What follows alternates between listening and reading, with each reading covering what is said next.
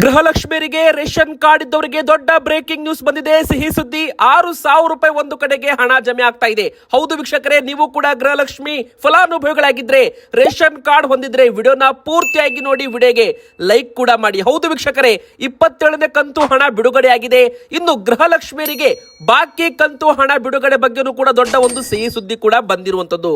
ಇನ್ನು ration card ಇದ್ದವರಿಗೂ ಕೂಡ ಸಿಹಿ ಸುದ್ದಿ. ಹೌದು, ಇನ್ ಮುಂದೆ 3 ತಿಂಗಳ ಪಡಿತರ ಒಟ್ಟಿಗೆ ಕೊಡಲಾಗುತ್ತೆ ಅಂತ ಹೇಳಲಾಗ್ತಾ ಇದೆ. ವೀಕ್ಷಕರೇ, ಕೇಂದ್ರ ಸರ್ಕಾರದ ಗರೀಬ್ ಕಲ್ಯಾಣ ಅನ್ನ ಯೋಜನೆ ಅಡಿಯಲ್ಲಿ 3 ತಿಂಗಳದ್ದು ಅಂದ್ರೆ ಏಪ್ರಿಲ್, ಮೇ ಮತ್ತು ಜೂನ್ 3 ತಿಂಗಳದ್ದು ಪಡಿತರ ಒಟ್ಟಿಗೆ ಏಪ್ರಿಲ್ ತಿಂಗಳಲ್ಲಿ ವಿತರಣೆ ಮಾಡಲಾಗುತ್ತೆ ಅಂತ ಹೇಳಲಾಗ್ತಾ ಇದೆ. ಇನ್ನು ವೀಕ್ಷಕರೇ, ಬಂಗಾರ ಮತ್ತು ಬೆಳ್ಳಿ ಖರೀದಿ ಮಾಡೋ ಆಭರಣ ಪ್ರಿಯರಿಗೆ ಕೊನೆಗೂ ಬಂಪರ್ ಸುದ್ದಿ ಅಂತಾನೆ ಹೇಳ್ಬೋದು. ಯಾಕಂದ್ರೆ ಬೆಲೆಯಲ್ಲಿ ಭರ್ಜರಿ ಇಳಿಕೆ ಆಗ್ತಾ ಇದೆ. ಈಗ ಬಂಗಾರ ಖರೀದಿ ಮಾಡಬೇಕಾ ಬೇಡವಾ, ಮತ್ತೆ ಇವತ್ತಿನ ಕರ್ನಾಟಕದ ತಾಜಾ ಬೆಲೆ ಏನು ಅದನ್ನು ಕೂಡ ವಿಡಿಯೋದಲ್ಲಿ ಹೇಳಿದ್ದೇವೆ ವೀಕ್ಷಕರೇ. ಇನ್ನು ಕರ್ನಾಟಕದ 12 ಜಿಲ್ಲೆಗಳಿಗೆ ಆಲಿಕಲ್ಲು ಮಳೆ ಆಗೋ ಸಾಧ್ಯತೆ ಇದೆ. ಇನ್ನು ವೀಕ್ಷಕರೇ, ಗುಡುಗು ಮಿಂಚು ಸಹಿತ 13 ಜಿಲ್ಲೆಗಳಿಗೆ ಅಲರ್ಟ್ ಅನ್ನ ಕೊಡಲಾಗಿದೆ. ಹಾಗಾದ್ರೆ ಯಾವೆಲ್ಲ ಜಿಲ್ಲೆಗಳಿಗೆ ಅಲರ್ಟ್ ಕೊಡಲಾಗಿದೆ? ನಿಮ್ಮ ಊರಲ್ಲೂ ಕೂಡ ಮಳೆ ಬರ್ತಾ ಇದ್ರೆ ಬೇಗನೆ ನಿಮ್ಮ ಊರಿನ ಹೆಸರನ್ನ ಕಮೆಂಟ್ ಮಾಡಿ ವೀಕ್ಷಕರೇ. ಇನ್ನು ಅಮೆರಿಕ ಅಧ್ಯಕ್ಷ ಡೊನಾಲ್ಡ್ ಟ್ರಂಪ್ ಅವರು ಮತ್ತಷ್ಟು ಯುದ್ಧವನ್ನ ಭೀಕರ ಮಾಡಲು ಪ್ಲಾನ್ ಮಾಡ್ತಾ ಇದ್ದಾರೆ. ಇನ್ನೊಂದು ಕಡೆಗೆ ಬೇಗನೆ ಹೋರ್ಮಜ್ ಜಲಸಂಧಿ ಓಪನ್ ಮಾಡಬೇಕು, 48 ಗಂಟೆ ಸಮಯ ಕೊಡ್ತೀನಿ ಅಂತ ಇರಾನ್ ದೇಶಕ್ಕೆ ಅಮೆರಿಕ ಅಧ್ಯಕ್ಷ ಎಚ್ಚರಿಕೆಯನ್ನು ಕೊಟ್ಟಿದ್ದಾರೆ. ಒಂದು ವೇಳೆ 48 ಗಂಟೆ ಒಳಗೆ ಓಪನ್ ಮಾಡದೆ ಹೋದ್ರೆ ಇರಾನ್ನ ವಿದ್ಯುತ್ ಸ್ಥಾವರಗಳ ಮೇಲೆ, ಅಣು ಸ್ಥಾವರಗಳ ಮೇಲೆ ಅಟ್ಯಾಕ್ ಮಾಡ್ತೀವಿ ಅಂತಾನೂ ಕೂಡ ಘೋಷಣೆ ಮಾಡಿದ್ದಾರೆ. ಇನ್ನೊಂದು ಕಡೆಗೆ ಗ್ಯಾಸ್ ಸಿಲಿಂಡರ್ ಸಮಸ್ಯೆ ಭಾರತದಲ್ಲಿ ಒಂದು ದೊಡ್ಡ ಸಿಹಿ ಸುದ್ದಿ ಕೇಂದ್ರ ಸರ್ಕಾರದಿಂದ. ಇನ್ ಮುಂದೆ ಪ್ರತಿಯೊಬ್ಬರಿಗೂ ಕೂಡ ಗ್ಯಾಸ್ ಸಿಲಿಂಡರ್ ಸಿಗುತ್ತೆ ವೀಕ್ಷಕರೇ. ಹೌದು, ಗ್ಯಾಸ್ ಸಿಲಿಂಡರ್ ಸಮಸ್ಯೆ ಕೊನೆಗೂ ನಿವಾರಣೆ ಆಗ್ತಾ ಇದೆ ಅಂತಾನೆ ಹೇಳ್ಬಹುದು. ಹಾಗಾದ್ರೆ ಇವತ್ತಿನ ಸಿಹಿ ಸುದ್ದಿ ಅದು ಕೂಡ ನೋಡ್ತಾ ಹೋಗೋಣ. ಮೊದಲಿಗೆ ಗೃಹಲಕ್ಷ್ಮಿ ಯೋಜನೆಯಿಂದ ಶುರು ಮಾಡೋಣ. ರಾಜ್ಯಾದ್ಯಂತ 27ನೇ ಕಂತು ಹಣ ಗೃಹಲಕ್ಷ್ಮಿಯರಿಗೆ ಖಾತೆಗೆ ಜಮಾ. ಹೌದು ವೀಕ್ಷಕರೇ, ಸದ್ಯಕ್ಕೆ ಬಂದಿರೋ ದೊಡ್ಡ ಬ್ರೇಕಿಂಗ್ ನ್ಯೂಸ್ ಅಂತಾನೆ ಹೇಳ್ಬಹುದು. ವೀಕ್ಷಕರೇ, ನಿಮ್ಮ ಅಕೌಂಟ್ಗೂ ಕೂಡ ಈಗಾಗಲೇ ಹಣ ಜಮೆ ಆಗಿದ್ರೆ ಬೇಗನೆ ಎಸ್ ಅಂತ ಕಮೆಂಟ್ ಮಾಡಿ. ಒಂದು ವೇಳೆ ಬಂದಿಲ್ಲ ಅಂದ್ರೆ ನೋ ಅಂತ ದಯವಿಟ್ಟು ಕಮೆಂಟ್ ಮಾಡಿ ವೀಕ್ಷಕರೇ. ಅಷ್ಟು ಮಾತ್ರವಲ್ಲದೆ ನಿಮ್ಮ ಊರಿನ ಹೆಸರನ್ನು ಕೂಡ ಕಮೆಂಟ್ ಮಾಡಿ. ಈಗಾಗಲೇ ರಾಜ್ಯ ಸರ್ಕಾರದಿಂದ ಎಲ್ಲರ ಅಕೌಂಟ್ಗೂ ಕೂಡ 2,000 ರೂಪಾಯಿ 27ನೇ ಕಂತು ಹಣ ಜಮೆ ಮಾಡಲಾಗಿದೆ. ಕೇವಲ 2 ತಿಂಗಳ ಗ್ಯಾಪ್ ನಲ್ಲಿ 6,000 ರೂಪಾಯಿ ಗೃಹಲಕ್ಷ್ಮಿಯರ ಅಕೌಂಟ್ಗೆ ಬಂದಿದ್ದು ಹಬ್ಬಕ್ಕೆ ಭರ್ಜರಿ ಕೊಡುಗೆ ಅಂತಾನೆ ಕೂಡ ಇಲ್ಲಿ ಹೇಳಲಾಗ್ತಾ ಇದೆ ವೀಕ್ಷಕರೇ. ಆದ್ರೆ ಈ ಒಂದು ಹಣ ಬಾಕಿ ಕಂತು ಬಂದಿದೆಲ್ಲ, ಇನ್ನೂ ಕೂಡ ಬಾಕಿ ಇದೆ ಅಂತ ವಿರೋಧ ಪಕ್ಷದವರು ಹೇಳ್ತಾ ಇದ್ದಾರೆ. ಹೌದು, ಇದು 27ನೇ ಕಂತು ಹಣ ಈಗ ಬಿಡುಗಡೆ ಮಾಡಿದ್ದಾರೆ. ಇದರ ಹಿಂದೆ 25, 26 2 ಕಂತು ಒಟ್ಟಿಗೆ ಬಿಡುಗಡೆ ಮಾಡಿದ್ದು 4,000 ರೂಪಾಯಿ ಈಗಾಗಲೇ ಗೃಹಲಕ್ಷ್ಮಿಯರಿಗೆ ಜಮೆ ಕೂಡ ಆಗಿದೆ. ಎಲ್ಲಾ ಜಿಲ್ಲೆ, ಎಲ್ಲಾ ತಾಲೂಕುಗಳಲ್ಲಿರೋ ಗೃಹಲಕ್ಷ್ಮಿಯರಿಗೂ ಕೂಡ ಹಣ ಜಮೆ ಆಗಿದೆ ವೀಕ್ಷಕರೇ. 27ನೇ ಕಂತು ಹಣ ಕೂಡ ಈಗಾಗಲೇ ಆಲ್ಮೋಸ್ಟ್ ಎಲ್ಲಾ ಕರ್ನಾಟಕ ರಾಜ್ಯದಂತ ಪ್ರತಿಯೊಂದು ಗೃಹಲಕ್ಷ್ಮಿ ಅಕೌಂಟ್ ಕೂಡ ಜಮೆ ಮಾಡಲಾಗಿದೆ. ಒಮ್ಮೆ ಬಾರಿ ನೀವು ಅಕೌಂಟ್ ಚೆಕ್ ಮಾಡಿಕೊಳ್ಳಿ. ಆದ್ರೆ 27ನೇ ಕಂತು ಯಾವ ತಿಂಗಳದ್ದು ಅಂತ ಸರ್ಕಾರದಿಂದ ಅಧಿಕೃತ ಅಪ್ಡೇಟ್ ಮಾಹಿತಿ ಇನ್ನೂ ಕೂಡ ಬಂದಿಲ್ಲ. ಹೌದು ವೀಕ್ಷಕರೇ, ಮುಂದೆ ಸಂದರ್ಭದಲ್ಲಿ ಮತ್ತೆ ಪ್ರಶ್ನೆ ಬರುತ್ತೆ, 27ನೇ ಕಂತು ಯಾವ ತಿಂಗಳದ್ದು ಅಂತ. ಅವಾಗ ಸರ್ಕಾರದಿಂದ ಏನು ಉತ್ತರ ಬರುತ್ತೆ? ಇದು ಡಿಸೆಂಬರ್ ತಿಂಗಳದ್ದ ಅಥವಾ ಜನವರಿ ತಿಂಗಳದ್ದ ಅಥವಾ ಫೆಬ್ರವರಿ ತಿಂಗಳದ್ದ? ಇನ್ನು ಸರ್ಕಾರ ಎಷ್ಟು ತಿಂಗಳದ್ದು ಬಾಕಿ ಕೊಡಬೇಕು? ಅಧಿಕೃತ ಅಪ್ಡೇಟ್ ಇನ್ನೂ ಕೂಡ ಬಂದಿಲ್ಲ ವೀಕ್ಷಕರೇ. ಮುಂದಿನ ಬರೋ ದಿನಗಳಲ್ಲಿ ಇದರ ಬಗ್ಗೆ ಅಧಿಕೃತ ಮಾಹಿತಿ ಸಿಗಲಿದೆ. ಈಗಾಗಲೇ ಬಜೆಟ್ ನಲ್ಲಿ 28,608 ಕೋಟಿ ರೂಪಾಯಿ ಹಣ ಗೃಹಲಕ್ಷ್ಮಿ ಯೋಜನೆಗೆ ಸಿಂಹ ಪಾಲು ಬಿಡುಗಡೆ ಮಾಡಲಾಗಿದೆ.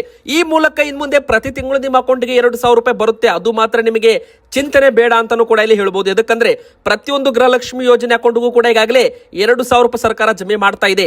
ಇನ್ನು ಮುಂದಿನ ಬರೋ ದಿನಗಳಲ್ಲಿ ಗೃಹಲಕ್ಷ್ಮಿ ಬ್ಯಾಂಕ್ ಕೂಡ ಪ್ರಾರಂಭವಾಗ್ತಾ ಇದೆ ವೀಕ್ಷಕರೇ. ಗೃಹಲಕ್ಷ್ಮಿ ಬ್ಯಾಂಕ್ ಮೂಲಕ ನೀವು ಕೂಡ ಈ ಒಂದು ಯೋಜನೆಯಲ್ಲಿ ಸದಸ್ಯರಾದ್ರೆ ನೀವು ಪ್ರತಿ ತಿಂಗಳು ಇದರಲ್ಲಿ 200 ರೂಪಾಯಿ ಹಣವನ್ನ ಪಾವತಿ ಮಾಡಿ 6 ತಿಂಗಳವರೆಗೂ 1,200 ರೂಪಾಯಿ ಪಾವತಿ ಮಾಡಬೇಕು. ನಂತರ ಗೃಹಲಕ್ಷ್ಮಿ ಸೊಸೈಟಿ ಸಂಘದಲ್ಲಿ ನೀವು 1,250 ರೂಪಾಯಿ ಕೊಟ್ಟು ಮೆಂಬರ್ಶಿಪ್ ಆದ್ರೆ ನಂತರ 200 ರೂಪಾಯಿ 6 ತಿಂಗಳು ಸರಾಸರಿ ಮೇಂಟೈನ್ ಮಾಡಿದ್ರೆ ಬ್ಯಾಲೆನ್ಸ್, ನಂತರ 7ನೇ ತಿಂಗಳಿಗೆ ನಿಮಗೆ 30,000 ರೂಪಾಯಿ ಅಂದ್ರೆ 3 ಲಕ್ಷ ರೂಪಾಯಿವರೆಗೂ ಸಾಲ ಸೌಲಭ್ಯ ಯಾವುದೇ ಗ್ಯಾರಂಟಿ ಇಲ್ಲದೆ ಗೃಹಲಕ್ಷ್ಮಿ ಯೋಜನೆ ಗ್ಯಾರಂಟಿಯಾಗಿ ಹಿಡ್ಕೊಂಡು ಈ ಒಂದು ಹಣ ನಿಮ್ಮ ಅಕೌಂಟ್ಗೆ ಜಮೆಯನ್ನ ಮಾಡಲಾಗುತ್ತೆ. ಅಂದ್ರೆ ನಿಮಗೆ 30,000 ರೂಪಾಯಿ ಬೇಕಾ, 3 ಲಕ್ಷ ರೂಪಾಯಿ ಬೇಕಾ, ಸಾಲ ಸೌಲಭ್ಯ ಕಡಿಮೆ ಬಡ್ಡಿ ದರದಲ್ಲಿ ಕರ್ನಾಟಕ ಸರ್ಕಾರದಿಂದ ಗೃಹಲಕ್ಷ್ಮಿ ವಿವಿಧೋದ್ದೇಶ ಸಹಕಾರ ಸಂಘದಿಂದ ಮಹಿಳೆಯರಿಗೆ ಅಂದ್ರೆ ಗೃಹಲಕ್ಷ್ಮಿಯರಿಗೆ ಮಾತ್ರ ಕೊಡಲಾಗ್ತಾ ಇದೆ. ಈ ಒಂದು ಗೃಹಲಕ್ಷ್ಮಿ ಯೋಜನೆಯಲ್ಲಿ ಯಾರೆಲ್ಲ ಹೆಸರನ್ನು ನೋಂದಾಯಿಸಿಕೊಂಡು ಯಾರೆಲ್ಲ ಮೆಂಬರ್ಶಿಪ್ ಆಗ್ತಿರೋ ನೋಡಿ, ಅವರಿಗೆ ಸರ್ಕಾರದಿಂದ ಬರೋ 2,000 ರೂಪಾಯಲ್ಲಿ 200 ರೂಪಾಯಿ ಹಣ ಕಟ್ಟಾಗಿ 1,800 ರೂಪಾಯಿ ಹಣ ಗೃಹಲಕ್ಷ್ಮಿಯರಿಗೆ ಜಮೆಯಾಗಲಿದೆ. ಅಂದ್ರೆ 200 ರೂಪಾಯಿ ಏನಿರುತ್ತೆ ನೋಡಿ, ಅದು ನಿಮ್ಮ ಹೆಸರಿನಲ್ಲಿ ಗೃಹಲಕ್ಷ್ಮಿ ನಿಮ್ಮ ಒಂದು ಬ್ಯಾಂಕ್ ಅಲ್ಲಿ ಡೆಪಾಸಿಟ್ ಆಗುತ್ತೆ. ನಂತರ ನೀವು ಸಾಲ ತಗೊಳ್ಳುವಾಗ ಆ ಒಂದು ಹಣ ವಾಪಸ್ ನಿಮಗೆ ಬರುತ್ತೆ. 200 ರೂಪಾಯಿ ಹಣ ಎಲ್ಲೂ ಕೂಡ ಹೋಗಲ್ಲ. ನಿಮ್ಮ ಹೆಸರಿನಲ್ಲಿ ಸದಸ್ಯರು ಅಂತ ನಿಮ್ಮ ಹೆಸರಿನಲ್ಲಿ ಮತ್ತೊಂದು ಗೃಹಲಕ್ಷ್ಮಿ ಬ್ಯಾಂಕ್ ಅಲ್ಲಿ ಜಮೆ ಆಗಿರುತ್ತೆ ವೀಕ್ಷಕರೇ. ಈ ಗೃಹಲಕ್ಷ್ಮಿ ಬ್ಯಾಂಕ್ ಏನಿದೆ ನೋಡಿ, ಈಗಾಗಲೇ ರಾಜ್ಯಾದ್ಯಂತ ಪ್ರಾರಂಭವಾಗ್ತಾ ಇದೆ. ಪ್ರತಿ ಜಿಲ್ಲೆಯಲ್ಲೂ ಕೂಡ ಗೃಹಲಕ್ಷ್ಮಿ ಸಹಕಾರ ಸಂಘ ಪ್ರಾರಂಭವಾಗುತ್ತೆ. ನಿಮಗೇನಾದ್ರೂ ಸಾಲ ಸೌಲಭ್ಯ ಬೇಕು, ಹಣಕಾಸು ವ್ಯವಸ್ಥೆ ನಿಮಗೆ ಬೇಕಾಗಿದ್ರೆ ಗೃಹಲಕ್ಷ್ಮಿ ಬ್ಯಾಂಕ್ ಮೂಲಕವೇ ನೀವು ಕಡಿಮೆ ಬಡ್ಡಿ ದರದಲ್ಲಿ ಸಾಲ ಸೌಲಭ್ಯವನ್ನ ಪಡ್ಕೋಬಹುದು. ಇನ್ನು ರೇಷನ್ ಕಾರ್ಡ್ ಮೇಲೆ ಗೃಹಲಕ್ಷ್ಮಿಯವರು ಯಜಮಾನಿ ಸ್ಥಾನದಲ್ಲಿ ಇರಬೇಕು ಅಂತ ಹೇಳಲಾಗ್ತಾ ಇದೆ. ನಿಮ್ಮ ಹತ್ರ BPL ಕಾರ್ಡ್ ಇರಲಿ, APL ಕಾರ್ಡ್ ಇರಲಿ, ನೀವು ಯಜಮಾನಿ ಸ್ಥಾನದಲ್ಲಿದ್ರೆ ನೀವು ಗೃಹಲಕ್ಷ್ಮಿ ಯೋಜನೆಗೆ ಅರ್ಹರು ಅಂತಾನೂ ಕೂಡ ಹೇಳಲಾಗ್ತಾ ಇದೆ. ಯಾರು ಕೂಡ ಇಲ್ಲಿ GST ಟ್ಯಾಕ್ಸ್ ಪೇಯರ್ಸ್ ಆಗಿರಬಾರ್ದು ಅಂತಾನೂ ಕೂಡ ಇಲ್ಲಿ ಹೇಳಲಾಗಿದೆ. ಈಗ ಬನ್ನಿ ವೀಕ್ಷಕರೇ, ಮತ್ತೊಂದು ದೊಡ್ಡ ಸಿಹಿ ಸುದ್ದಿ ಏನಪ್ಪಾ ಅಂದ್ರೆ, ಪಡಿತರ ಚೀಟಿದಾರರಿಗೆ ಕೇಂದ್ರ ಸರ್ಕಾರ ಬರೋಬ್ಬರಿ 3 ತಿಂಗಳ ರೇಷನ್ ಏಪ್ರಿಲ್ ತಿಂಗಳಲ್ಲಿ ಒಟ್ಟಿಗೆ ವಿತರಣೆ ಮಾಡಲು ಗ್ರೀನ್ ಸಿಗ್ನಲ್ ಕೊಟ್ಟಿದೆ. ಹೌದು ವೀಕ್ಷಕರೇ, ಒಟ್ಟು 80 ಕೋಟಿ ಫಲಾನುಭವಿಗಳು ಕರ್ನಾಟಕದಲ್ಲೂ ಕೂಡ ಪಡಿತರ ಚೀಟಿದಾರರಿಗೆ ಒಂದು ಸಿಹಿ ಸುದ್ದಿ ಅಂತಾನೂ ಕೂಡ ಇಲ್ಲಿ ಹೇಳಬಹುದು. ಮುಂದೆ ಬರುವ ಏಪ್ರಿಲ್ ತಿಂಗಳಿನಲ್ಲಿಯೇ ಕೇಂದ್ರ ಸರ್ಕಾರ 1 ತಿಂಗಳದ್ದು ಬದಲಾಗಿ 3 ತಿಂಗಳದ್ದು ಪಡಿತರ ಅಗತ್ಯವಿರುವ ಆಹಾರ ಧಾನ್ಯಗಳನ್ನ ಒಟ್ಟಿಗೆ ವಿತರಣೆ ಮಾಡಿ ಅಂತ ಒಂದು ಮಹತ್ವದ ನಿರ್ಧಾರವನ್ನು ತೆಗೆದುಕೊಂಡಿದೆ ವೀಕ್ಷಕರೇ. ಎದಕ್ಕೆ ಅಂದ್ರೆ ಕಾರಣ ಬೇಸಿಗೆಯ ಪ್ರಖರತೆ ಮತ್ತು ಸಾಲು ಸಾಲು ಹಬ್ಬಗಳು ಬರ್ತಾ ಇದ್ದಾವೆ. ಜನಸಾಮಾನ್ಯರಿಗೆ ಯಾವುದೇ ರೀತಿ ತೊಂದರೆ ಆಗಬಾರದು ಎಂಬ ಉದ್ದೇಶದಿಂದ ಬೃಹತ್ ಯೋಜನೆಯನ್ನ ಜಾರಿಗೆ ತರಲಾಗ್ತಾ ಇದೆ ಅಂತ ಹೇಳಲಾಗಿದೆ. ಪ್ರಧಾನಮಂತ್ರಿ ಗರೀಬ್ ಕಲ್ಯಾಣ ಅನ್ನ ಯೋಜನೆ ಅಡಿಯಲ್ಲಿ ಈ ವಿಶೇಷ ಸೌಲಭ್ಯವನ್ನು ಒದಗಿಸಲಾಗ್ತಾ ಇದೆ. ಏಪ್ರಿಲ್ ತಿಂಗಳ ಪಡಿತರ ವಿತರಣೆ ಸಂದರ್ಭದಲ್ಲಿ ಮೇ ಮತ್ತು ಜೂನ್ ತಿಂಗಳ ಕೋಟಾವನ್ನು ಸಹ ಫಲಾನುಭವಿಗಳಿಗೆ ಅಡ್ವಾನ್ಸ್ ಆಗಿ ಅಂದ್ರೆ ಮುಂಗಡವಾಗಿ ಕೊಡ್ತೀವಿ ಅಂತ ಘೋಷಣೆ ಮಾಡಿದ್ದಾರೆ. ಇದರಿಂದಾಗಿ ಗ್ರಾಮೀಣ ಮತ್ತು ನಗರ ಪ್ರದೇಶದ ಬಡ ಜನರು ಪ್ರತಿ ತಿಂಗಳು ನ್ಯಾಯಬೆಲೆ ಅಂಗಡಿಗಳ ಮುಂದೆ ಸರದಿಯಲ್ಲಿ ನಿಲ್ಲೋದು ಮತ್ತು ಪದೇ ಪದೇ ಅಲೆಯೋದು ಕೂಡ ತಪ್ಪಲಿದೆ ಅಂತ ಹೇಳಬಹುದು. ಈ ಯೋಜನೆಯಡಿಯಲ್ಲಿ ಅಕ್ಕಿ, ಗೋಧಿ ಹಾಗೂ ಇತರ ಪೌಷ್ಟಿಕ ಸಿರಿಧಾನ್ಯಗಳನ್ನ ಉಚಿತವಾಗಿ ಅಥವಾ ಸರ್ಕಾರ ನಿಗದಿಪಡಿಸಿರುವ ಅತ್ಯಂತ ಕಡಿಮೆ ದರದಲ್ಲಿ ವಿತರಣೆ ಕೂಡ ಮಾಡಲಾಗ್ತಾ ಇದೆ ವೀಕ್ಷಕರೇ. ಇನ್ನೊಂದು ಕಡೆಗೆ ಹೇಳೋದಾದ್ರೆ, ಮುಂದಿನ ಬರೋ ಹಬ್ಬಗಳಾಗಿರ್ಬೋದು, ಬೇಸಿಗೆ ಪ್ರಮಾಣ ಜಾಸ್ತಿ ಆಗಿರೋದ್ರಿಂದ ಸರ್ಕಾರ ಈ ನಿರ್ಧಾರ ತೆಗೆದುಕೊಂಡಿದೆ. ಏಪ್ರಿಲ್ ತಿಂಗಳಲ್ಲಿ ನಿಮಗೆ 3 ತಿಂಗಳ ಪಡಿತರ ವಿತರಣೆಯನ್ನ ಮಾಡಲಾಗುತ್ತೆ ಅಂತ ಹೇಳ್ಬಹುದು. ಏಪ್ರಿಲ್, ಮೇ, ಜೂನ್ ಈ 3 ತಿಂಗಳದ್ದು ಪಡಿತರ ಒಟ್ಟಿಗೆ ವಿತರಣೆ ಮಾಡಲಾಗುತ್ತೆ. ಇನ್ನು ಕರ್ನಾಟಕ ಸರ್ಕಾರದಿಂದ ಇಂದಿರಾ ಕಿಟ್ ಕೂಡ ವಿತರಣೆ ಮಾಡಲಾಗುತ್ತೆ. ಅಂದ್ರೆ ಕೇಂದ್ರ ಸರ್ಕಾರದ ಅಕ್ಕಿ ಜೊತೆಗೆ ನಿಮಗೆ ಕರ್ನಾಟಕ ಸರ್ಕಾರದಿಂದ ಅಡುಗೆ ಎಣ್ಣೆ, ಉಪ್ಪು, ಸಕ್ಕರೆ, ತೊಗರಿ ಬೇಳೆ ಒಳಗೊಂಡ ಕಿಟ್ ಕೂಡ ವಿತರಣೆ ಮಾಡಲಾಗುತ್ತೆ ಏಪ್ರಿಲ್ ತಿಂಗಳಿನಂತ ಹೇಳಲಾಗಿದೆ.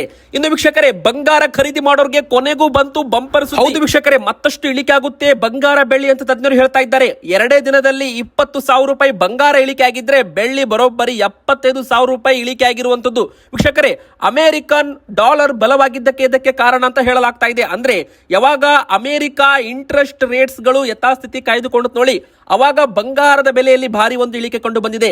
ಬಂಗಾರ ಬೆಳ್ಳಿ ಎರಡೂ ಕೂಡ ದೊಡ್ಡ ಮಟ್ಟದಲ್ಲಿ ಇಳಿಕೆ ಕಂಡಿರುವುದು ಭಾರತ ಇತಿಹಾಸದಲ್ಲಿ ಇಷ್ಟೊಂದು ಇಳಿಕೆ ಮೊದಲ ಬಾರಿ ಅಂತಾನೂ ಕೂಡ ಇಲ್ಲಿ ಹೇಳಬಹುದು. ವೀಕ್ಷಕರೇ, ಹಾಗಾದ್ರೆ ಇವತ್ತಿನ ಬಂಗಾರದ ಬೆಲೆ ಎಷ್ಟು? ಇಲ್ಲಿ ಬಂಗಾರ ನಾವು 1 ವಾರದ ಹಿಂದೆ ನೋಡಿದ್ರೆ 1,70,000 ರೂಪಾಯಿ ಇತ್ತು 10 ಗ್ರಾಮ್ಗೆ. 24 ಕ್ಯಾರೆಟ್ 10 ಗ್ರಾಮ್ ಗೋಲ್ಡ್ ಬಿಸ್ಕಿಟ್ ಏನಂತ ನಾವು ಕರಿತೀವಿ, ಗಟ್ಟಿ ಬಂಗಾರ 1 ತೊಲೆಗೆ 1,70,000 ರೂಪಾಯಿ ಇತ್ತು. ಆದ್ರೆ ಇವತ್ತು 1,45,970 ರೂಪಾಯಿ, ಮತ್ತೆ 2,950 ರೂಪಾಯಿಷ್ಟು ಇಳಿಕೆ ಆಗಿದೆ ಬಂಗಾರದ ಬೆಲೆ ಅಂತ ಹೇಳ್ಬಹುದು. ಅಂದ್ರೆ ಈಗ 10 ಗ್ರಾಮ್ಗೆ 1,45,000 ರೂಪಾಯಿಗೆ ಬಂದು ನಿಂತಿದೆ ಅಂತಾನೂ ಕೂಡ ಹೇಳಬಹುದು. ನಾಳೆ ಮತ್ತಷ್ಟು ಇಳಿಕೆ ಕಾಣುವ ಮುನ್ಸೂಚನೆ ಕೂಡ ಇದೆ. ಇನ್ನು ಬೆಳ್ಳಿ ಕೂಡ ಹೋದ ವಾರ 3 ಲಕ್ಷ ರೂಪಾಯಿ ಗಡಿಯತ್ತ ಬಂದಿತ್ತು. ಆದ್ರೆ ಇವತ್ತು 2,45,000 ರೂಪಾಯಿ. ನಿನ್ನೆ ಮತ್ತೆ 10,000 ರೂಪಾಯಿ ಬೆಳ್ಳಿ ಬೆಲೆ ಇಳಿಕೆಯಾಗಿ 2,55,000 ರೂಪಾಯಿ ಇತ್ತು 1 ಕೆಜಿಗೆ. ಆದ್ರೆ ಇವತ್ತು 10,000 ರೂಪಾಯಿ ಇಳಿಕೆಯಾಗಿ 2,45,000 ರೂಪಾಯಿ ಆಗಿರುವಂತದ್ದು. ಹೋದ ವಾರ 3 ಲಕ್ಷ ರೂಪಾಯಿ ಯಾರೆಲ್ಲ ಹೋದ ವಾರ ಬೆಳ್ಳಿಯಲ್ಲಿ ಖರೀದಿ ಮಾಡಿದ್ರು ನೋಡಿ, ಇವತ್ತು ಅವರಿಗೆ ದೊಡ್ಡ ಶಾಕ್ ಅಂತಾನೆ ಹೇಳ್ಬಹುದು. ಯಾಕಂದ್ರೆ ಭಾರಿ ಒಂದು ನಷ್ಟ ಅವರಿಗೆ ಉಂಟಾಗಿರುತ್ತೆ ಅಂತಾನು ಕೂಡ ಇಲ್ಲಿ ಹೇಳ್ಬೋದು ವೀಕ್ಷಕರೇ. ಹಾಗಾದ್ರೆ ಇದು ಬಂಗಾರ ಖರೀದಿ ಮಾಡೋದಕ್ಕೆ ಸರಿ ಸಮಯನಾ? ವೀಕ್ಷಕರೇ, ಬಂಗಾರ ಯಾವಾಗ ಕಡಿಮೆ ಆಗುತ್ತೆ ಅವಾಗ ಖರೀದಿ ಮಾಡಿದ್ರೆ ತುಂಬಾ ಒಳ್ಳೆಯದು. ಮುಂದಿನ 5 ವರ್ಷದ ಲೆಕ್ಕ ನಾವು ಹಿಡಿದ್ರೆ 2030 ಹೊತ್ತಿಗೆ ಬಂಗಾರ ಬರೋಬ್ಬರಿ 2 ಲಕ್ಷ ರೂಪಾಯಿ ಅಥವಾ 2.5-3 ಲಕ್ಷ ರೂಪಾಯಿ ದಾಟಬಹುದು ಅಂತ ತಜ್ಞರು ಹೇಳ್ತಾರೆ. ನಾವು ಹಿಂದಿನ ಒಂದು ಡೇಟಾ ನೋಡಿದ್ರೆ ಬಂಗಾರ ಯಾವತ್ತಿದ್ರೂ ಕೂಡ ಲಾಂಗ್ ಟರ್ಮ್ ಅಲ್ಲಿ ಅಂದ್ರೆ ಮುಂದಿನ ವಿಚಾರ ನೋಡಿದ್ರೆ ಬಂಗಾರ ಲಾಭದಾಯಕ ಅಂತಾನು ಕೂಡ ಇಲ್ಲಿ ಟ್ರೀಟ್ ಮಾಡ್ತೇವೆ. ಸೊ ವೀಕ್ಷಕರೇ, ಮುಂದಿನ ಬರೋ ದಿನಗಳಲ್ಲಿ ಏರಿಕೆನಾಗಬಹುದು, ಇಳಿಕೆನಾಗಬಹುದು. ಇದೆಲ್ಲ ಇಂಟರ್ನ್ಯಾಷನಲ್ ಮಾರ್ಕೆಟ್ ಮೇಲೆ ಡಿಪೆಂಡ್ ಆಗಿರುತ್ತೆ. ಈಗ ಬನ್ನಿ ಕೊನೆಯದಾಗಿ ಯಾವೆಲ್ಲ ಜಿಲ್ಲೆಗಳಿಗೆ ಭರ್ಜರಿ ಮಳೆ ಸುರಿಯಲಿದೆ ಅಂತ ನೋಡ್ತಾ ಹೋಗೋಣ. ಮೊದಲಿಗೆ ಹೇಳೋದಾದ್ರೆ ವೀಕ್ಷಕರೇ, ಮುಂದಿನ 1 ವಾರಗಳವರೆಗೂ ಗುಡುಗು ಮಿಂಚು ಸಹಿತ ಆಲಿಕಲ್ಲು ಮಳೆ ಆಗೋ ಸಾಧ್ಯತೆ ಇದೆ ಅಂತ ಹವಾಮಾನ ಇಲಾಖೆ ಮುನ್ಸೂಚನೆ ಕೊಟ್ಟಿದೆ. ಹಾಗಾದ್ರೆ ಯಾವೆಲ್ಲ ಜಿಲ್ಲೆಗಳಲ್ಲಿ ಮಳೆ ಆಗಲಿದೆ ಅಂತ ನೀವು ಕೇಳೋದಾದ್ರೆ, ಬೆಳಗಾವಿ, ಧಾರವಾಡ, ಹುಬ್ಬಳ್ಳಿ, ಚಿಕ್ಕಮಗಳೂರು, ಹಾಸನ, ಕೊಡಗು, ಮೈಸೂರು ಮತ್ತು ಶಿವಮೊಗ್ಗ ಈ ಭಾಗದಲ್ಲಿ ಭಾರಿ ಒಂದು ಮಳೆ ಆಗಲಿದೆ ಅಂತ ಹವಾಮಾನ ಇಲಾಖೆ ಹೇಳಿದೆ. ಇನ್ನು ದಕ್ಷಿಣ ಕನ್ನಡ, ಉತ್ತರ ಕನ್ನಡ, ಉಡುಪಿ, ಬೆಳಗಾವಿ, ಬೀದರ್, ಕಲಬುರಗಿ, ಕೊಪ್ಪಳ ಮತ್ತು ವಿಜಯಪುರ ಇಲ್ಲೂ ಕೂಡ ಮುಂದಿನ 3-4 ದಿನಗಳವರೆಗೂ ಭಾರಿ ಮಳೆ ಆಗಲಿದೆ ಅಂತ ಹೇಳಲಾಗಿದೆ. ಇನ್ನು ಬಿಸಿ ವಾತಾವರಣ ಉಡುಪಿ, ದಕ್ಷಿಣ ಕನ್ನಡದಲ್ಲೂ ಕೂಡ ಇರಲಿದೆ ಅಂತ ಹೇಳಲಾಗಿದ್ದು, ಇದಕ್ಕೂ ಕೂಡ ಯೆಲ್ಲೋ ಅಲರ್ಟ್ ಕೊಡಲಾಗಿದೆ. ಒಂದು ಕಡೆಗೆ ಬಿಸಿಲು, ಮತ್ತೊಂದು ಕಡೆಗೆ ಮಳೆ, ಎರಡೂ ಕೂಡ ಇರುತ್ತೆ ಒಂದು ವಾರ ಅಂತಾನೂ ಕೂಡ ಇಲ್ಲಿ ಹೇಳಲಾಗಿದೆ. ನಿಮ್ಮ ಊರಲ್ಲೂ ಕೂಡ ಮಳೆ ಬರ್ತಾ ಇದ್ರೆ ನಿಮ್ಮ ಊರಿನ ಹೆಸರನ್ನು ನಮಗೆ ನೀವು ಕಮೆಂಟ್ ಮಾಡಿ ವೀಕ್ಷಕರೇ. ಬೆಂಗಳೂರು ನಗರ, ಬೆಂಗಳೂರು ಗ್ರಾಮಾಂತರ, ತುಮಕೂರು ಈ ಭಾಗದಲ್ಲೂ ಕೂಡ ಸಾಧಾರಣ ಮಳೆ ಆಗಲಿದೆ ಅಂತಾನೂ ಕೂಡ ಇಲ್ಲಿ ಹೇಳಲಾಗಿದೆ. ಈಗ ಬನ್ನಿ ವೀಕ್ಷಕರೇ, ಮಧ್ಯಪ್ರಾಚ್ಯದ ಯುದ್ಧ ಶುರುವಾಗಿ 22 ದಿನಗಳು ಕಳೀತಾ ಇದ್ದಾವೆ. ಇರಾನ್ ಮೇಲೆ ಅಮೆರಿಕ, ಇಸ್ರೇಲ್ ಜಂಟಿ ದಾಳಿ ಆರಂಭವಾಗಿದೆ. ಈಗ ಮತ್ತಷ್ಟು ಭೀಕರವಾಗ್ತಾ ಇದೆ. ಅಮೆರಿಕ ಅಧ್ಯಕ್ಷ ಡೊನಾಲ್ಡ್ ಟ್ರಂಪ್ ಇರಾನ್ ದೇಶಕ್ಕೆ, ಅಂದ್ರೆ ಹೋರ್ಮಜ್ ಜಲಸಂಧಿ ಏನಿದೆ ನೋಡಿ, ಆ ಒಂದು ಜಲಸಂಧಿ ಭಾಗದಿಂದ ಬರುವ ಕಚ್ಚಾ ತೈಲಗಳು, ಗ್ಯಾಸ್, ಅನಿಲ ಆಗಿರಬಹುದು, ಇದನ್ನ ತಡೆ ಹಿಡಿದಿದ್ದಾರೆ ಇರಾನ್ ದೇಶದವರು. ಹೀಗಾಗಿ ಜಾಗತಿಕ ಮಟ್ಟದಲ್ಲಿ ಎಲ್ಲಾ ದೇಶಗಳಿಗೂ ಕೂಡ ಕಚ್ಚಾ ತೈಲ ಪೂರೈಕೆ ವೃತ್ತಿಯವಾಗಿದೆ. ಕೇವಲ ಭಾರತಕ್ಕೆ ಮಾತ್ರ ಈ ಸಮಸ್ಯೆ ಆಗ್ತಾ ಇಲ್ಲ, ಎಲ್ಲ ದೇಶಕ್ಕೂ ಕೂಡ ಕಚ್ಚಾ ತೈಲ ಪೂರೈಕೆ ಆಗ್ತಾ ಇಲ್ಲ. ಎಲ್ಲ ದೇಶಗಳು ಕೂಡ ಅಮೆರಿಕ ಮೇಲೆ ಈಗ ಒಂದು ಒತ್ತಡವನ್ನು ಹೇರ್ತಾ ಇದ್ದಾರೆ, ಆದಷ್ಟು ಬೇಗನೆ ಯುದ್ಧ ಬಂದ್ ಮಾಡಿ ಅಂತ. ಹೀಗಾಗಿ ಅಮೆರಿಕ ಅಧ್ಯಕ್ಷ ಡೊನಾಲ್ಡ್ ಟ್ರಂಪ್ ಈಗ ಇರಾನ್ ದೇಶಕ್ಕೆ ಎಚ್ಚರಿಕೆಯನ್ನ ಕೊಟ್ಟಿದ್ದಾರೆ. ಮುಂದಿನ 48 ಗಂಟೆವರೆಗೂ ಟೈಮ್ ಕೊಡ್ತೀವಿ, ಆ ಟೈಮ್ ಒಳಗೆ ಹಿಂದೆ ಸರಿಬೇಕು, ಹೋರ್ಮಜ್ ಜಲಸಂಧಿ ಮುಕ್ತವಾಗಿಡಬೇಕು ಅಂತ ಈಗಾಗಲೇ ಇರಾನ್ ದೇಶಕ್ಕೆ ಎಚ್ಚರಿಕೆ ಕೊಟ್ಟಿದ್ದಾರೆ. ಒಂದು ವೇಳೆ 48 ಗಂಟೆ ಒಳಗೆ ಹಿಂದಕ್ಕೆ ಸರಿಲಿಲ್ಲ ಅಂದ್ರೆ ನಿಮ್ಮ ಒಂದು ಅಣು ಸ್ಥಾವರಗಳ ಮೇಲೆ, ವಿದ್ಯುತ್ ಸ್ಥಾವರಗಳ ಮೇಲೆ ಅಟ್ಯಾಕ್ ಮಾಡ್ತೀವಿ ಅಂತಾನೂ ಕೂಡ ಅಮೆರಿಕ ಅಧ್ಯಕ್ಷ ಡೊನಾಲ್ಡ್ ಟ್ರಂಪ್ ಓಪನ್ ಹೇಳಿಕೆ ಕೊಟ್ಟಿದ್ದಾರೆ. ಇನ್ನೊಂದು ಕಡೆಗೆ ಈಗಾಗಲೇ ಯುದ್ಧದ ಪರಿಣಾಮ ಭಾರತದಲ್ಲಿ ಗ್ಯಾಸ್ ಸಿಲಿಂಡರ್ ಸಮಸ್ಯೆ ನಿಮಗೆಲ್ಲ ಗೊತ್ತಿರಬಹುದು, ಈಗಾಗಲೇ ತುಂಬಾನೇ ಆಗಿದೆ. ಆದರೆ ಕೇಂದ್ರ ಸರ್ಕಾರ ಹೋಟೆಲ್ಗಳಿಗೆ 20% ಪೂರೈಕೆ ಮಾಡ್ತೀವಿ ಅಂತ ಒಂದು ಸಿಹಿ ಸುದ್ದಿಯನ್ನ ಕೊಟ್ಟಿದ್ದಾರೆ. ಮಧ್ಯಪ್ರಾಚ್ಯ ಯುದ್ಧದಿಂದಾಗಿ ಭಾರತದಲ್ಲಿ ಅನಿಲ ಕೊರತೆ ಮುಂದುವರಿತಾ ಇದೆ. ಕೇಂದ್ರ ಸರ್ಕಾರ ಹೋಟೆಲ್ಗಳಿಗೆ ಹೆಚ್ಚಾಗಿ ಬಳಸೋ ವಾಣಿಜ್ಯ LPG ಹಂಚಿಕೆ 30-50% ಹೆಚ್ಚಳ ಮಾಡಲು ತೀರ್ಮಾನ ಕೂಡ ಇಲ್ಲಿ ಮಾಡಿರುವಂತದ್ದು. ವಾಣಿಜ್ಯ LPG ಬಿಕ್ಕಟ್ಟು ಇತ್ಯರ್ಥಕ್ಕೆ ಕೇಂದ್ರ ಸರ್ಕಾರ ಕ್ರಮ ತಗೋತಾ ಇದೆ. ಹೋಟೆಲ್ಗಳಿಗೆ LPG ಹಂಚಿಕೆ 20% ಹೆಚ್ಚಳ ಮಾಡೋದಕ್ಕೆ ತೀರ್ಮಾನ ಮಾಡಲಾಗಿದೆ.